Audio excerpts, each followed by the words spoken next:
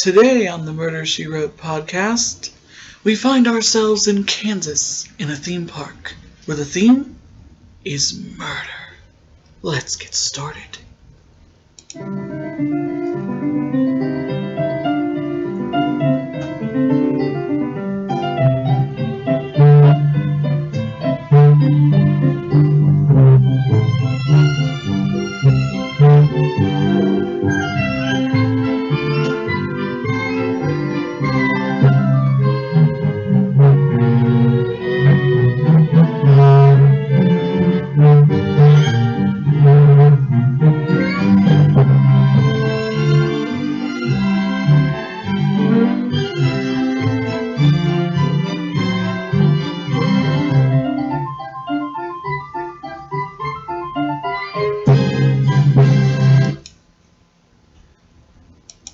Hello and welcome to the Murder, She Wrote podcast, where I watch every single episode of the hit 80s/90s show Murder, She Wrote, starring 3-time Academy Award nominee and 5-time Tony Award winner Angela Lansbury.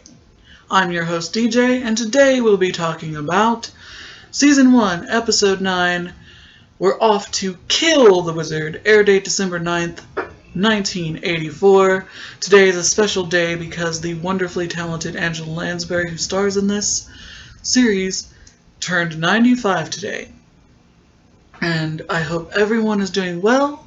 I want to apologize for not shelling out any episodes lately.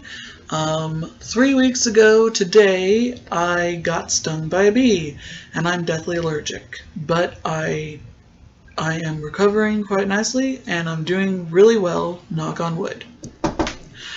So, let's start with this very strange episode here.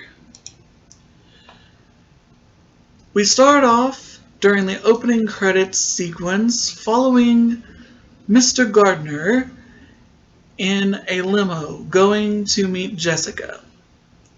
A man named Horatio Baldwin wants her.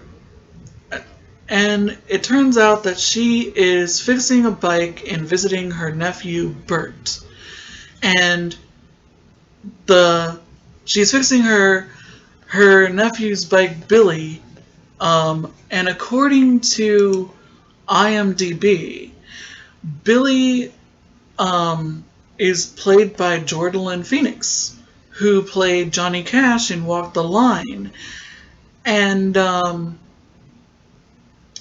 also he recently got an Academy Award nomination for being in the Joker. And it doesn't really look like him, so I'm not entirely sure. But according to IMDb, he's credited as Leaf Phoenix. So I don't know about that. But she fixes the bike, and Billy's all happy about it. And Bert's wife is really happy because Bert was going to throw it away. So, and they're in Kansas City. Hence the title, We're Off to Kill the Wizard, although there is no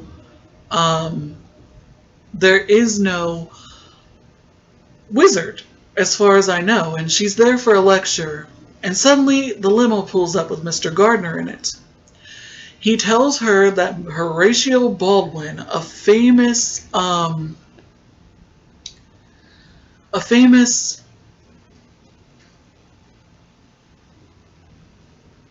don't know. Oh, she's there visiting her niece, Mrs. Donovan. I'm so sorry. I forgot. I wasn't sure because we never see this woman again. But Horatio Baldwin basically wants to meet her because he wants to talk business with her. And the boys know exactly who he is, Horatio Baldwin. Apparently, he operates various theme parks throughout the country, and he's presenting his latest venture, Horatio's House of Horrors. And he's asked her to join them for a demonstration. Both the two kids are like, oh, please, please, please, Jessica, please let us go. We want to go. Please let us go. And she has no choice but to get back in the limo and go. Now, guys, I've seen this episode now twice, and I can honestly tell you that I do not know what in the world this theme park's theme is. We now find ourselves in what looks to be medieval times, in front of a castle that says Horatio's House of Horrors. Press preview by invitation only. There's a man in, like, the stocks that they used to put people in the 1600s or before then. A man comes in on what looks to be like a wagon with a horse drawing it, dressed in a monk's outfit, as the guest stars' names roll around and the producers and everything. Apparently he's being charged for a crime, and he's saying it's a grave error, you don't understand. The kids think this is the coolest thing. Mrs. Fletcher seems to like it at first. He's getting hanged. A guy says, "Hear ye, hear ye, witness all ye assembled here, that for various crimes against the people, Horatio Baldwin must now suffer the judgment rendered unto him by a jury of his peers. Do your duty, executioner." And he goes, No, wait, I meant no harm. This is an error. And Mrs. Fletcher assures the little girl, Cindy, that it's just a game, it's only pretend. He says, "I swear on my honor, I meant no harm." And he goes, "I only meant to tolerate you. Is there anyone that will come to my aid?" And suddenly a man that looks like Robin Hood comes swinging to save him. And everyone's excited about this. And he fights with the executioner, but then accidentally hits the lever, which causes Horatio Baldwin to fall through. But it's okay. It's not real about what just happened. It is a magic trick. He's perfectly safe up on the platform like he never fell. And that's the demonstration. This is the weirdest theme park I've ever seen in my life. Like, I seriously, guys, I don't understand what this is supposed to be, you know? And everyone is, like, so happy, like, oh my god, this is so cool. And like, Billy's even like, wow, what a gross out, this is so cool. Really? I don't think I would find this cool. I would find this to be bizarre. I do find this to be bizarre. And Mrs. Fletcher says she found it quite appalling. And Mr. Gardner says that Mr. Baldwin is ready for her to meet her, and that the rest of the family can go on in the park for free. And Mr. Baldwin says, "It's so great that you came." And she was like, "Well, I didn't have a choice. I had 2 streaming kids next to me." And she's like, "I don't want to be rude, but what do you want?" And he was like,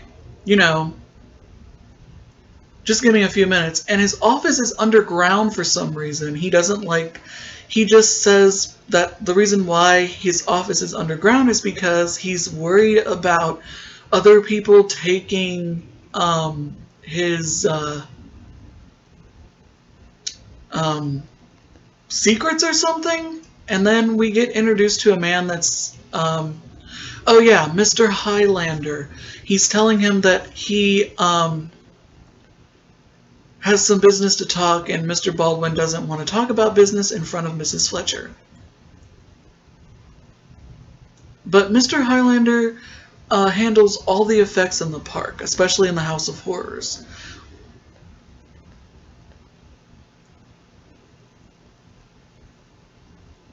Like I said, this episode is very bizarre.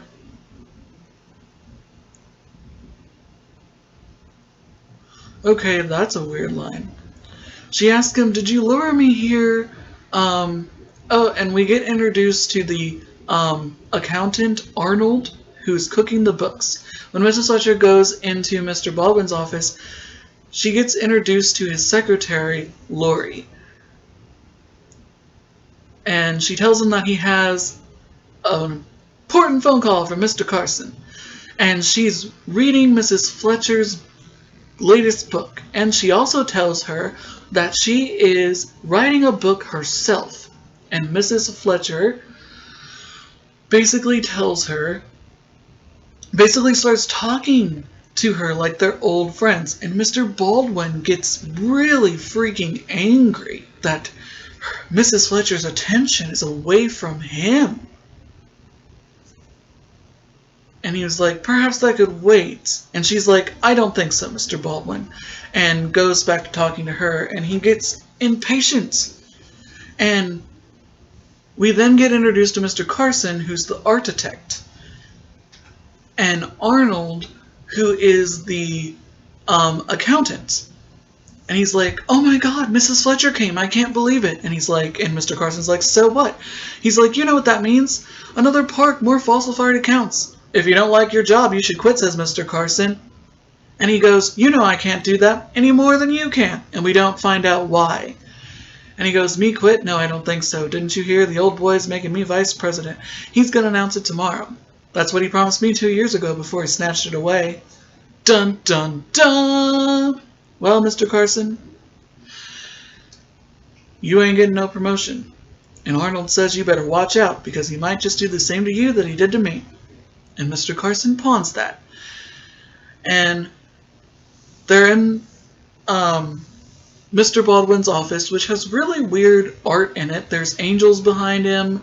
There's some weird statues.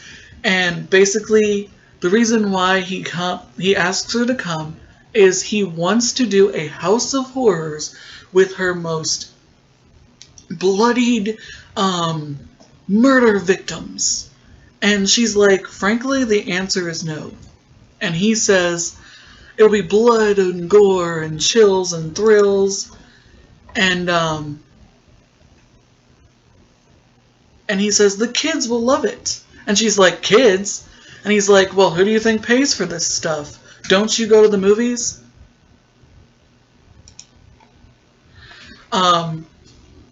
You know, and he has a point, because around 1984, I don't know if it was around this time, but it was at some point in 1984, you had like Friday the 13th, Part 4. You had a lot of horror films out, and Mrs. Fletcher says a hilarious thing. She was like, when Cary Grant bowed out, so did I.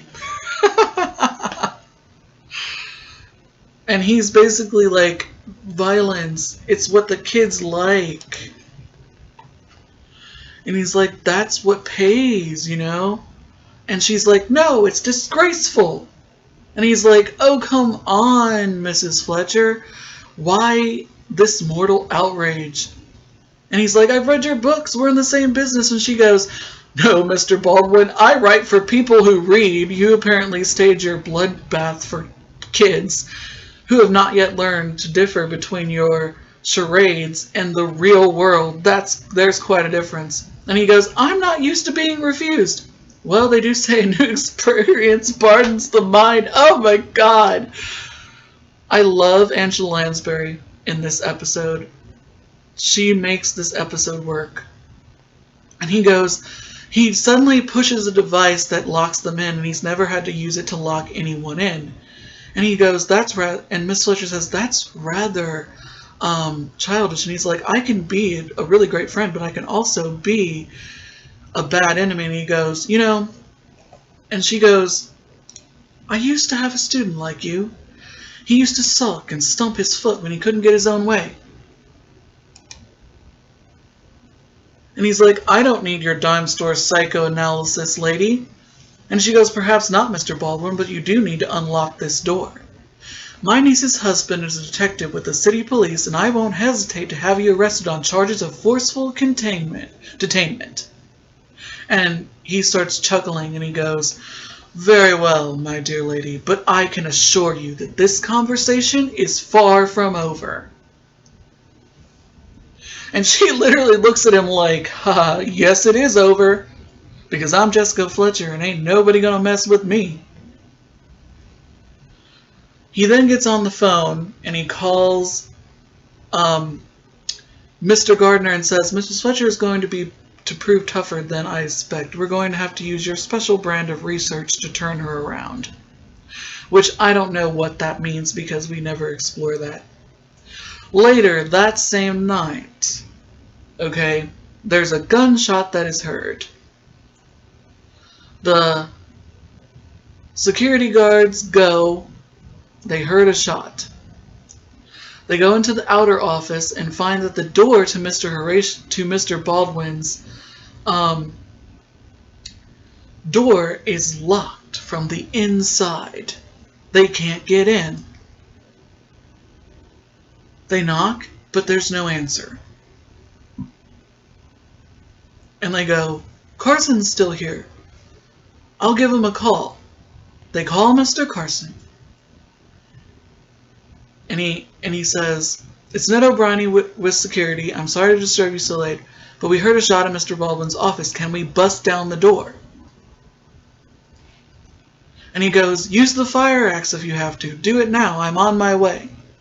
So they take a fire axe, which is next to the door, which I guess is there for that specific reason. Why else would it be there? I'm not sure. And they start hacking away at this door until there's virtually nothing left. They go in,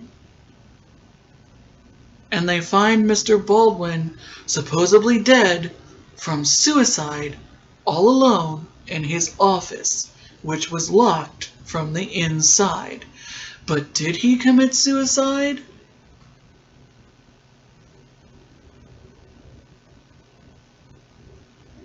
They find that he's dead, and Mr. Carson comes in and is shocked to see Mr. Baldwin's body.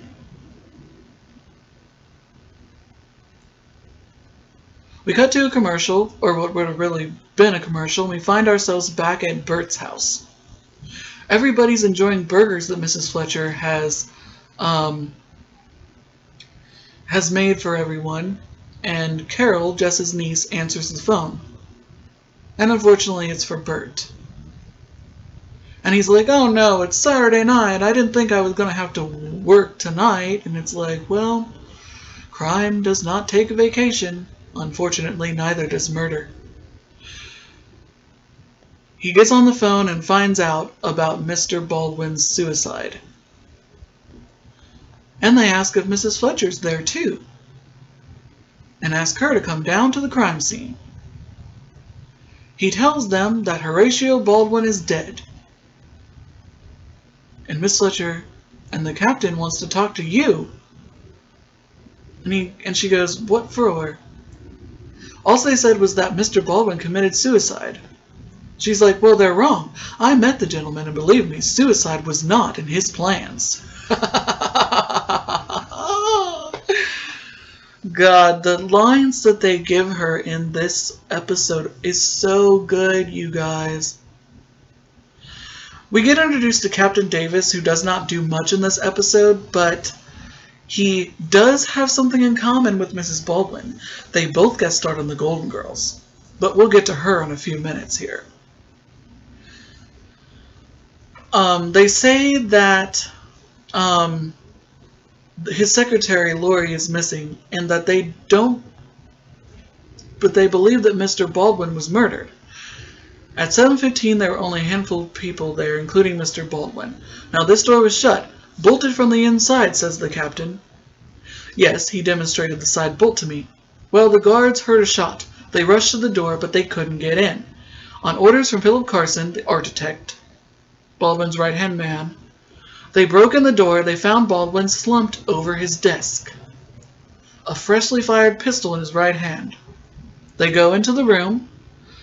As you can see, there are no windows. We are 30 feet under the ground. We're surrounded on 3 sides by rock and dirt. Oh, and if you're thinking about a hidden door, forget it. The boys have been looking for hours.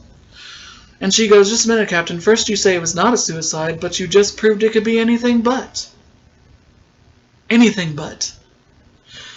The medical examiner says that Horatio Baldwin took a bullet to the head, on the back of his head, and he's pretty sure that that was the blow that was the cause of death, not the gunshot. He's actually positive. Well, Captain, what you're describing, that's impossible. I know that.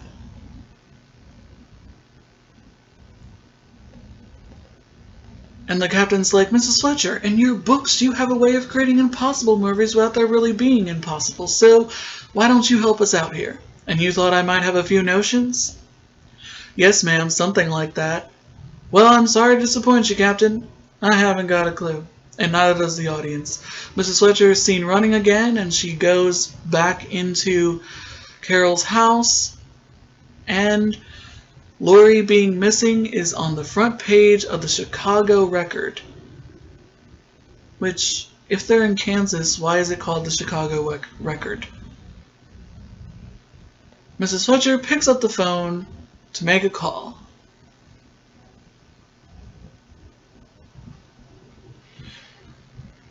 To her flight, to change to a later flight to Kansas City.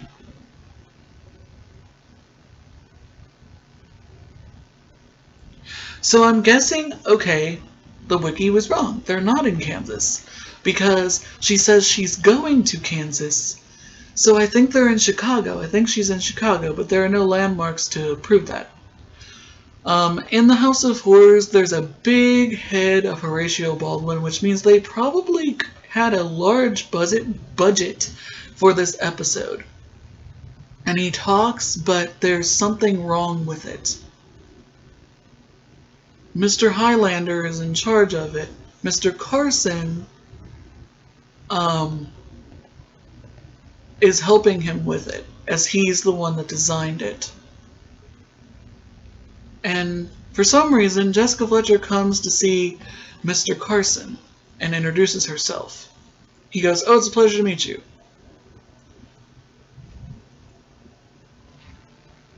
And we meet Mr. Highlander again.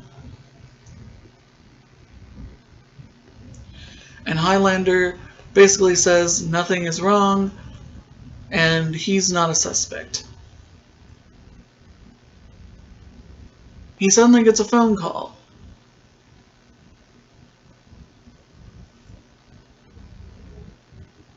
There's a problem at a different point in the park and he has to go, leaving Mr. Carson and Mrs. Fletcher to talk. And she goes, "Strange. Yesterday he was ready to throttle Mr. Baldwin, now he's not. You know, I find it hard to believe that I keep hearing, Mrs. Fletcher, that Horatio was murdered. The police believe it's possible." And Carson goes, "Believe me, it's not." And he goes, "I entered that room not 30 seconds. You could still smell the gunpowder, and that door was bolted shut from the inside. No way anyone could have killed him."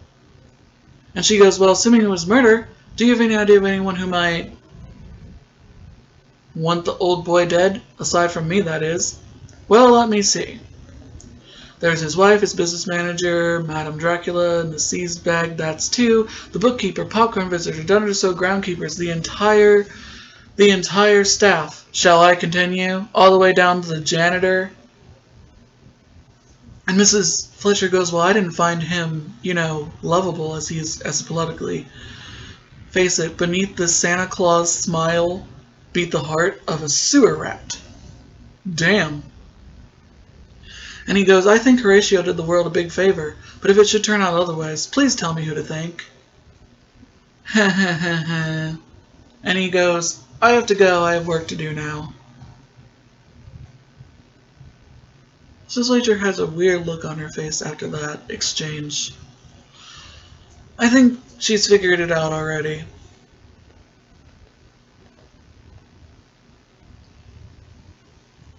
She then goes to the airport to get on her flight, but she gets detained by a man who helps her. So yeah, she's in Chicago, but she's going to Kansas City for a lecture. So she was going to see her niece first and then going to Kansas City. But I don't think we actually see her in Kansas City. She gets stopped by Mr. Gardner, who takes her to a private plane that has Mrs. Baldwin on it. And he has a gun. Basically telling her, she goes, "A gun? Surely you're joking." "On the contrary, I have someone who is very anxious to meet you, Mrs. Fletcher, and that someone is Mrs. Baldwin." And she goes, "I'll go with you, but just because my curiosity is aroused, not that you have a gun on me, because I'm not afraid of you. Mrs. Fletcher's a badass, guys." There's a reason why no one can touch this show. She's so good in it. And we get introduced to Mrs. Baldwin. I don't understand why, but during this scene, she has a bunch of blue eyeliner on, and she's wearing a weird black strapless dress, and she basically asked her to come there because she's offering her $1,000 to prove that Mr. Baldwin was murdered, because she is a notorious Black Widow, because all of her husbands mysteriously died under mysterious circumstances. So, and she does not look like a woman who would marry this guy, Mr. Baldwin. She's really beautiful. She's the actress that played Steve's mom in the original Beverly Hills 90210. She also played Rose's daughter on The Golden Girls. So she doesn't look like the type of person that would marry this guy. And she wants Mrs. Fletcher to prove that Mr. Baldwin was murdered so that she could get the insurance money. And apparently they never had sexual relations because Mr. Baldwin led a celibate life. So she wants her to basically prove that he was murdered, that it wasn't suicide.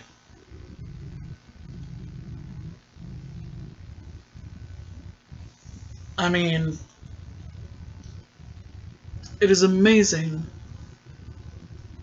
But she's offering her $100,000. And Mrs. Fletcher goes, I don't need your money. And she was like, then give it to the starving orphans. And she goes, I'm sorry, I'm confused.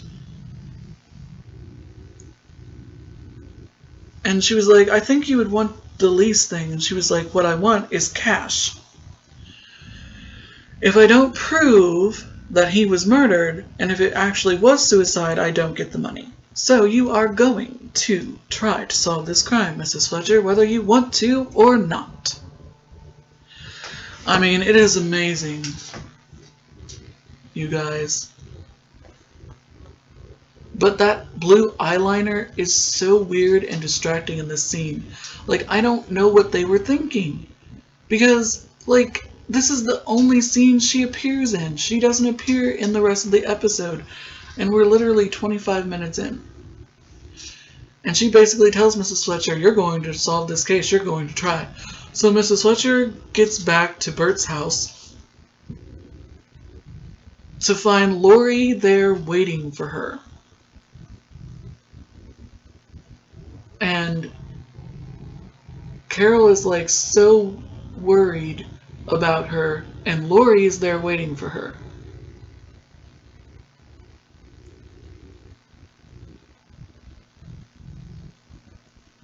Lori goes,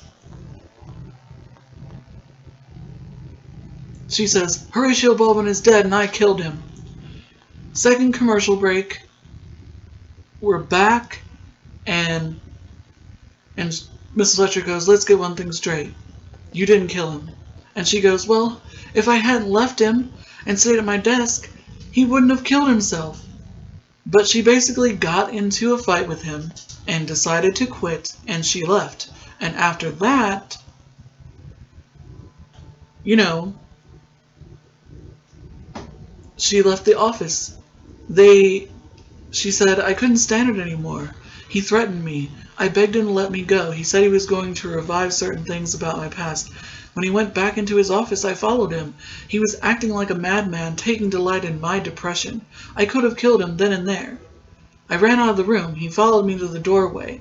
He said I'd never work again. I knew he had all the power, but I didn't care. I just wanted to get away, and all he did was laugh. Went back into the room, shutting the door. I heard the bolt slam into place. That was about 6:45. I swear to you, he was in that room alone. The door bolted when I left. He said but if he was she asked if he was blackmailing her. And if he was, She knows that he had files on Arnold, Carson, Nels, all his key people, but nobody knows where he kept them. And Mrs. Fletcher's like, maybe in his office. He wouldn't hide them anywhere else. And Mrs. Fletcher says, but you're looking for a door, Bert, not a cubbyhole. We then find ourselves back at the theme park where the House of Horrors is opening on Friday. Bert, all of them are in Mr. Baldwin's office, and they're pounding on the walls to find a secret cubbyhole. Mrs. Fletcher sits behind his desk trying to figure out the murder. The chief of police comes back, demanding to know what's going on. And he demands to know why Lori wasn't arrested. And then Mr. Carson randomly comes in and asks what's going on here.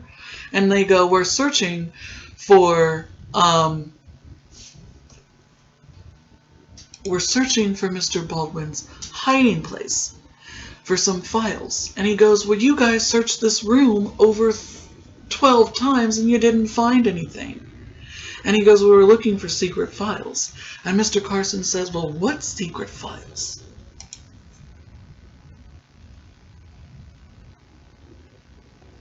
And he goes, blackmail, sir. Baldwin had dirt on all of his employees.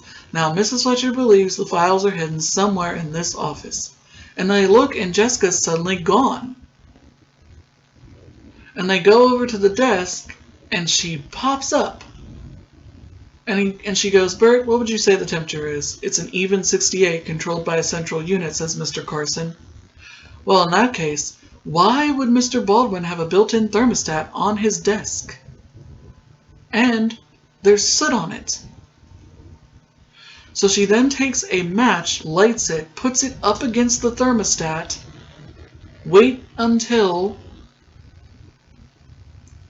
it reaches 100, and suddenly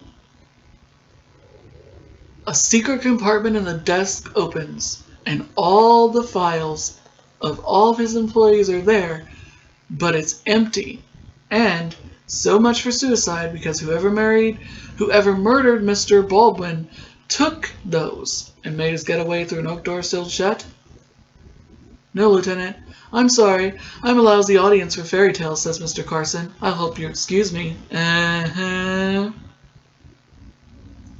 He says that they open in less than 48 hours and he's got a lot of work to do.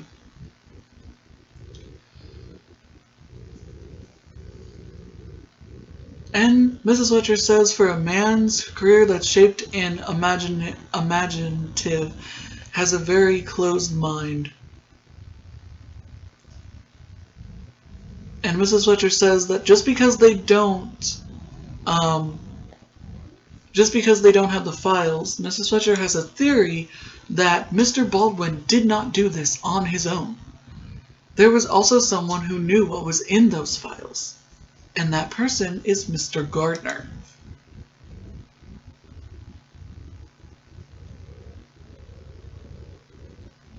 We find ourselves with Arnold, the accountant, at the airport.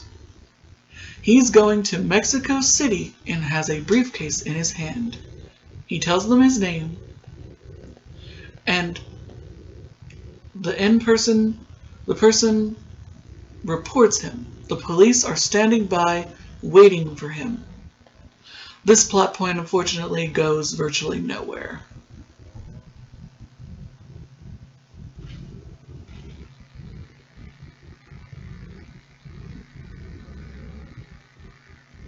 He notices the cop, and he starts to run.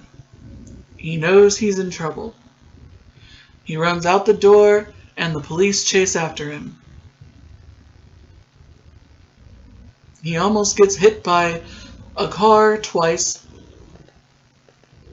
And he runs and trips over a parking divider, and the money ends up going everywhere. And a bunch of teenagers start picking it up. And he goes, this is mine, don't take it. And the police pick him up, and he says, I swear to you, Lieutenant, the money is mine. I earned it, every penny. 1,000, 10,000 million, 10 years of my life. my years of working for Mr. Baldwin. And he goes, I never saw them before, Lieutenant. He has the files, and he's also an ambassador. He apparently has a history of it, and he said he never stole a dime from another company. It was taken by Wanda, his associate. Actually, she was more than my associate, she was my lover.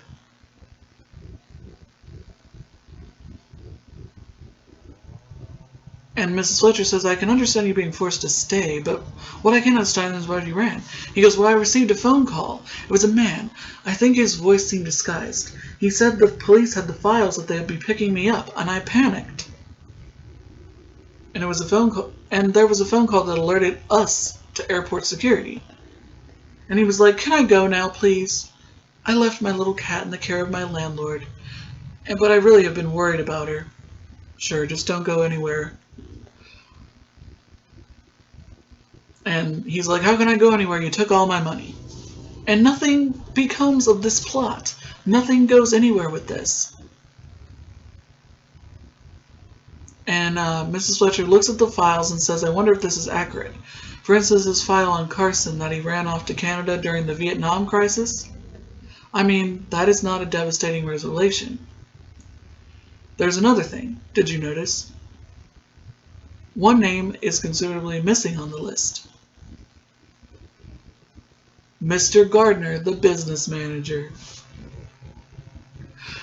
Speaking of Mr. Gardner, we find him at his apartment. It's later that same night.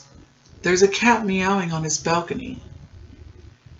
He comes out in a really ugly looking robe, and he goes, a cat, I must be losing my mind because I'm upstairs. There wouldn't be a cat there.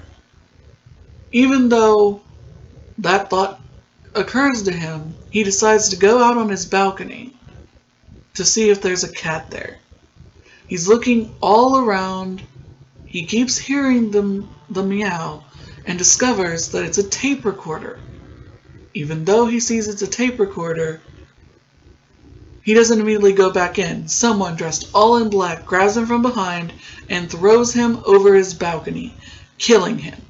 Then the person picks up the tape recorder and leaves. There's no evidence to suggest that Mr. Gardner died by any means but suicide.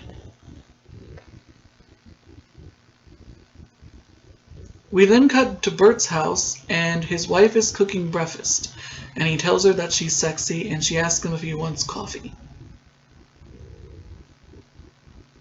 So she asks, did Gardner really kill himself? And he says, no, somebody helped him over the edge, there's no way to tell. But Ray did dig up a couple of things. Gardner's real name was actually Mickey Brenham, an ex-private investigator out of New York, who was Baldwin's private bloodhound. And they found some more stuff in his apartment. He was trying to dig something up on Jessica.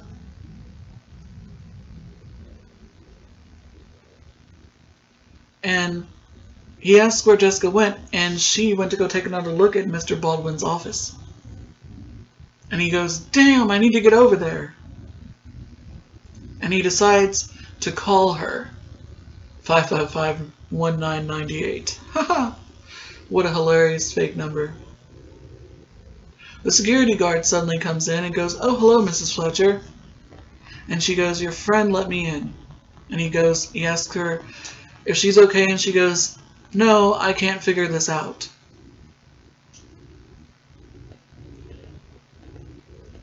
And he goes, believe me, I was here. There's no way it could be anything but a suicide. And suddenly the telephone rings in the outer office.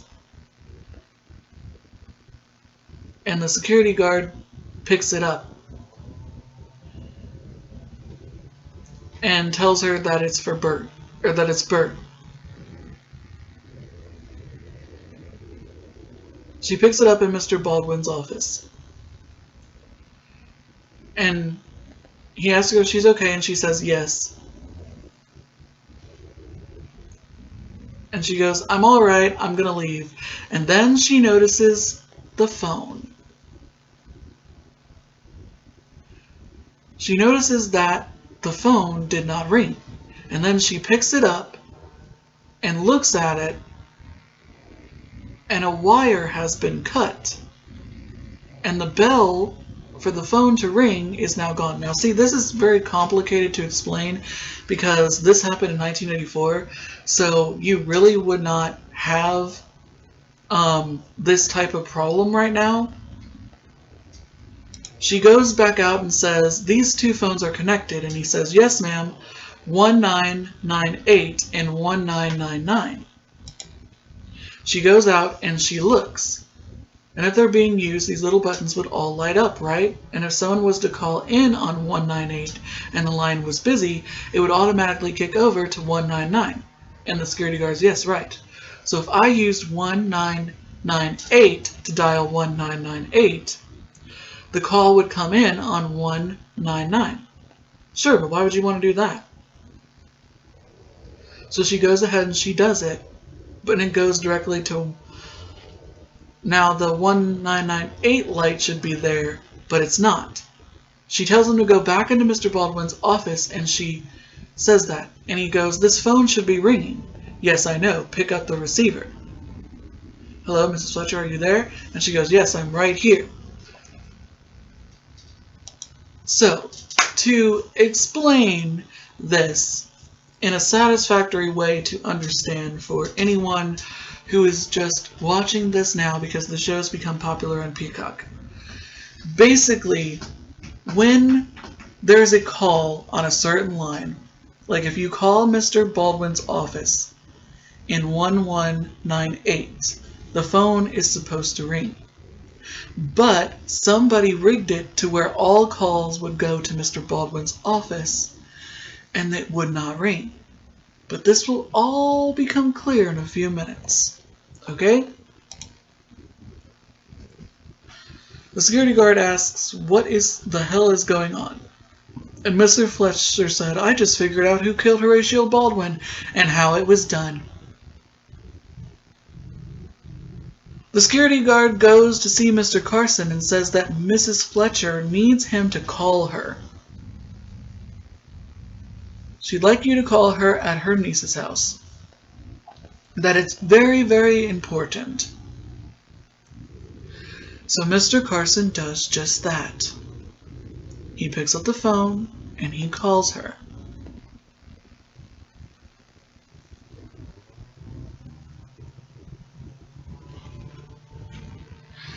She picks up right away and he says it's Mrs. Carson. It's Mr. Carson. She goes, thanks for getting back to me. I suppose you heard about poor Mr. Gardner. He goes, oh yeah, sure, tragic. Well, apparently he had some files that he had microfilmed. Microfilmed? Yes. And I have reason to believe they are hidden in the Tunnel of Horrors. Of course, my niece's husband thinks I'm bonkers. Does he really? Mr. Carson, believe me, I am not addicted. I know right where that microfilm is. And so do you, if you think about it. An attraction that isn't quite working right in Mr. Baldwin's head, giant head. Could we meet with the blueprints in, say, 40 minutes? It'll take that long to get across town, she says. Yeah, sure, 40 minutes, he says. I'll see you then. He then gets off the phone. We suddenly find ourselves in this tunnel of horrors, which I can honestly tell you I don't understand. We see a dummy of a person with electricity. We see a skeleton, and then the head starts saying, don't be scared, nothing frightened awaits you. Only perhaps a moment or two of panic, but we did warn you. Seatbelts pulled tight. That's good. And now, and then it stops working. Just sit back and relax. Mr. Carson comes in. He walks past something that looks like Dracula. He pets Mr. Baldwin's big nose and opens it. The microfilm is in there, and he gets it and takes it out. Like it's nothing.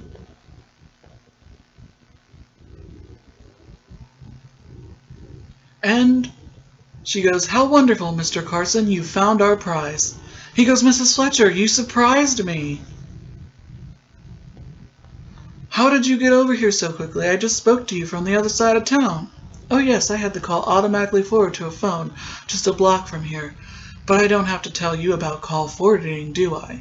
I don't know what you're talking about, he says. Don't you? That's how you killed Horatio Baldwin.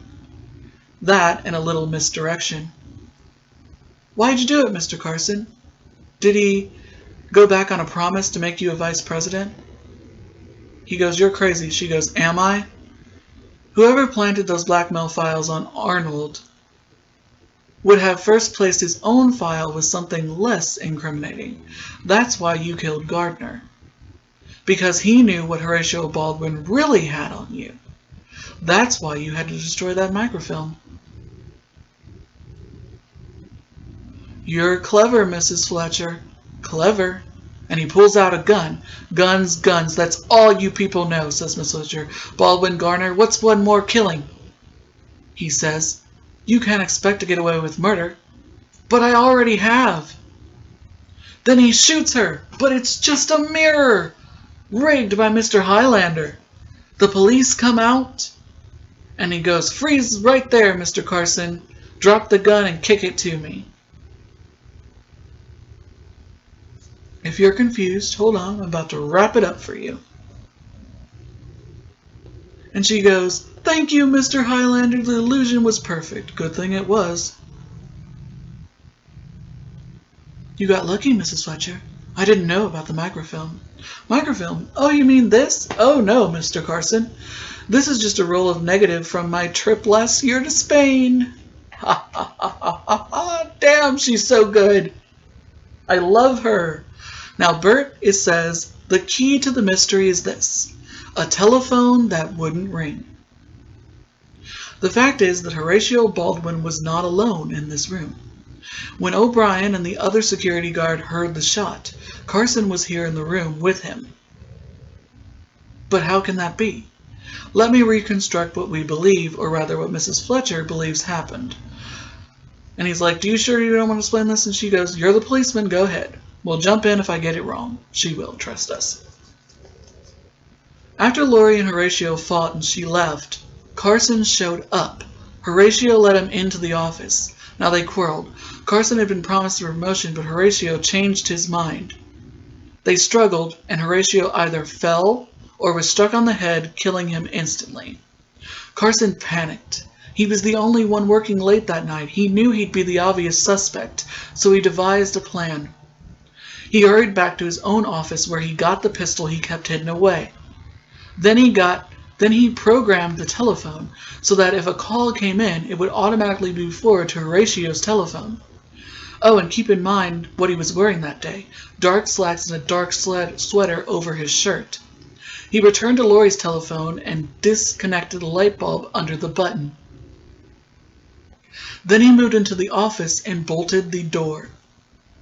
Next, he disconnected the bell on Horatio's telephone, so that if a call came in, someone standing outside the door couldn't hear it ring. And finally, he propped Horatio up at the desk, placed the gun in his hand, the barrel to his head, and squeezed the trigger. The sound of the shot alerted O'Brien, the security guard, who rushed to the office where he was met by the other security guard. Now unable to get inside, they did just what Carson expected them to do. They phoned him for instructions. They thought they were reaching Carson in his own office, but actually he was taking the forward call here in Horatio's office. And he told them to use the axe, and that he was on his way from his office. Then he hung up. He moved to the shadows next to the bolted door and pulled the black turtleneck sweater up over his head. In the darkness, totally dressed in black, he was virtually invisible. The guards broke in, but of course they were focusing on Horatio slumped at his desk. Classic misdirection. They never saw Carson exit the room while their attention was diverted. In the corridor, he quickly got rid of his sweater, turned and rushed back towards the office, calling out as he did so.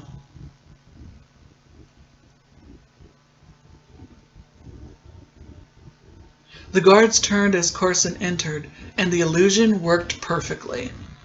To any reasonable person, there had been no murder. It had been a suicide.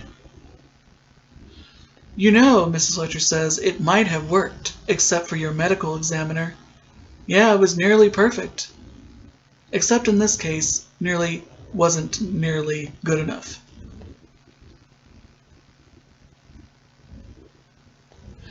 And that's it. Mrs. Fletcher decides to go back to Cabot Cove, and she was like, I refuse to say goodbye because I'll see you again, Bert. And Lori says, how can I help you? And she goes, well, you can write that book you were talking about. But she was like, now I have to deal with reality, finding a job, paying the rent. And she goes, Erica Baldwin gave me a little check as a token of her appreciation. Don't ask me why, considering how shabby her husband treated you. I think it's right and proper that you should have it. And she goes, I couldn't do that. She goes, I've already endorsed it over to you. And her plane is called. And she was like, send me a first edition. And I don't think she ever writes the thing. And she goes, Lori looks at the check and cannot believe how much it actually is. Like she's literally on the verge of fainting when she sees it. And when she does, she's like, oh my god, thank you, and she hugs Bert. And that's the end of the episode. Overall, guys, this particular episode did not have a lot of twists and turns. We don't know what was in Mr. Carson's file that he didn't want people to see. That plot point is never explained.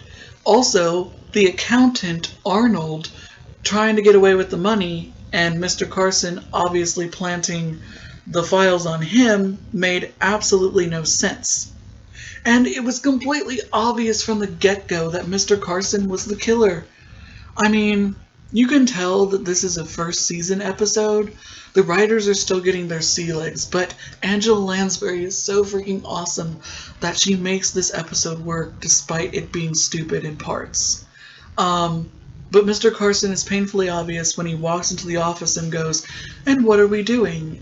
Or then in the scene where he's with Miss Fletcher and he basically starts joking about how even the janitor wanted to kill him. And he's painfully obvious that he's the murderer from the word go. And I don't think I've ever seen this episode syndicated on TV before, so I knew right away that he was the killer. And I hope that Miss Angela Lansbury had a wonderful birthday. There was not a lot of noticeable guest stars, but there were two that had something in common, and here we go. Horatio Baldwin was played by James Coco. Okay? James Coco is known for Murder by Death in 1976, The Muppets Take Manhattan, and the Ray Bradbury Theater. He unfortunately died in 1987 at the age of 56. His last known credit was That's Albuquerque.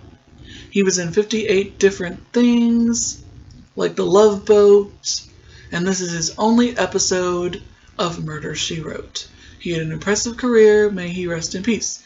Oh, and he also played in the TV movie The Diary of Anne Frank. I think I just saw that. Yeah, he played Van Dern. He played in the remake with Melissa Gilbert. Interesting. I knew that I recognized him from somewhere.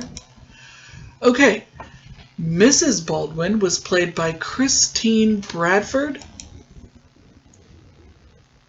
Okay. She is still alive to this day. She is known for the 1983 film Christine, Outlaws, The Greatest American Hero, and Battlestar Galactica, the original. She's been in 85 different things. Her last known credit is a TV movie from 2007. She did voice work for The Wild Thornberrys played Steve's mother on the original Beverly Hills 90210. And this will not be her only episode of Murder, She Wrote. She will appear in a handful of others. She also appeared on The Golden Girls, one of my all-time favorite shows, as Rose's daughter, Kirsten, in The Truth Will Out. An awesome episode where we learn that Rose tells a lie. Lori was played by Kim Derby.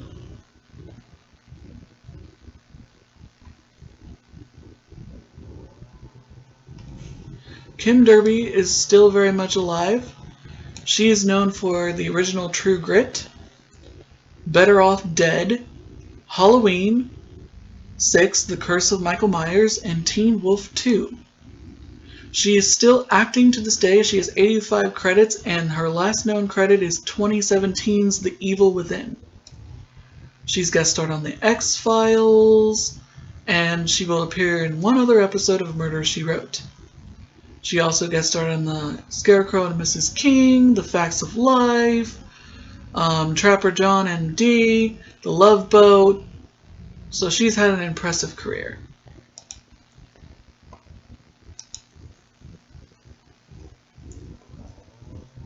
Michael Gardner was played by George DeCigo.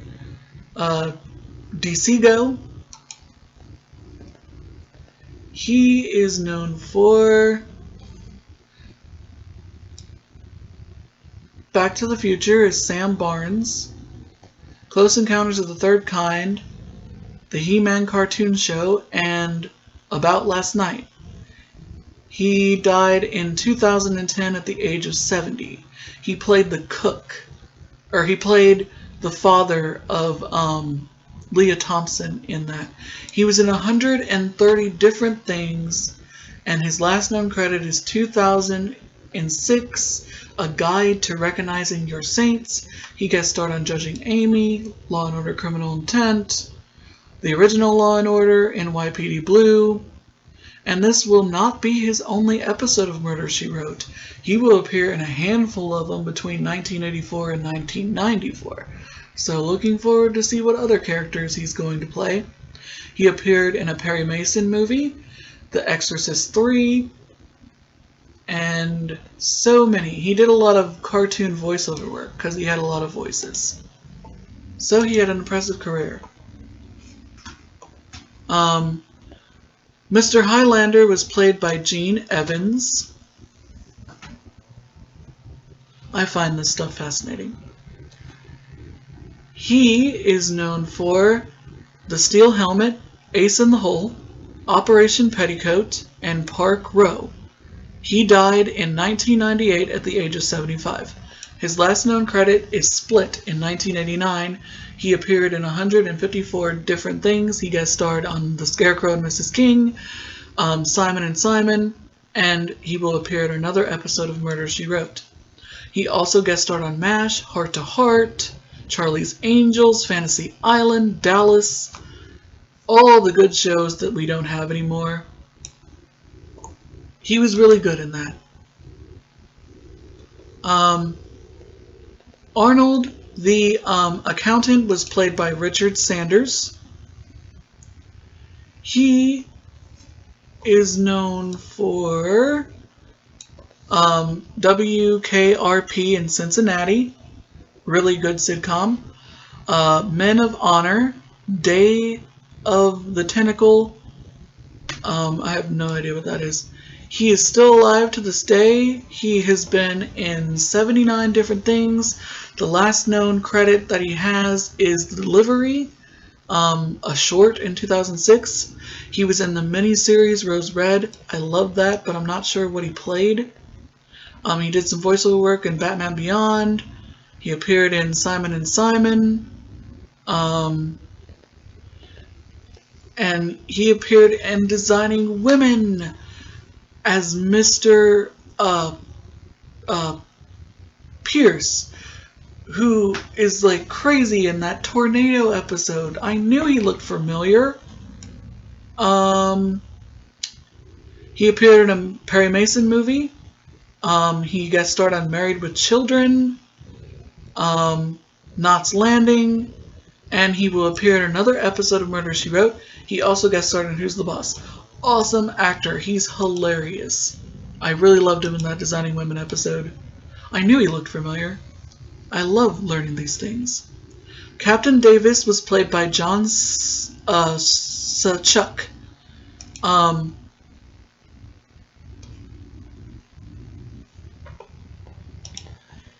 He is known for several things. He's a character actor, and unfortunately, my internet has just stopped working, so I cannot look at the rest of the guest stars. But I will assure you that Mr. Chuck does appear in several other episodes. And him and Mrs. Baldwin, Christine Bradford, have a lot in common as they both appeared on The Golden Girls. He appeared as Gil Kessler, the guy who was actually a woman. So since my internet is out, it is 10:22 p.m. I probably won't be able to put this up tonight like I was hoping. So unfortunately I'll have to put it up tomorrow. But overall, I did not thoroughly enjoy this episode. It's not one of my favorites of season 1, but it did have a couple handful of interesting guest stars. I hope you guys enjoyed, and I'm sorry if this episode is so long. My internet's been acting up tonight, so it's been hard to sort of record it and everything, but I promise that it will be posted tomorrow. Thank you so much for listening to the podcast. I got some new people interested in it. I joined a group on Facebook called Jessica Fletcher Murder, She Wrote, and they thoroughly enjoy the podcast. I wish that I could put this on Spotify, and I looked up the progress, and it seems very, very complicated. It's so far very simple it's not very simple to me because I grew up in the 90s, but it's very more simple to put it on YouTube. And I'd like to get a wider audience because it's now free on Peacock with ads. So I know the show is becoming more popular. But if there's someone out there that can help me with all that stuff, that would be great, but I don't think there is. Anyway, I hope you enjoyed listening as much as I enjoyed recording it, and I'm glad that I'm back and able to do this. I'm going to try to get through season 1. It's been rough, but I'm going to get through it.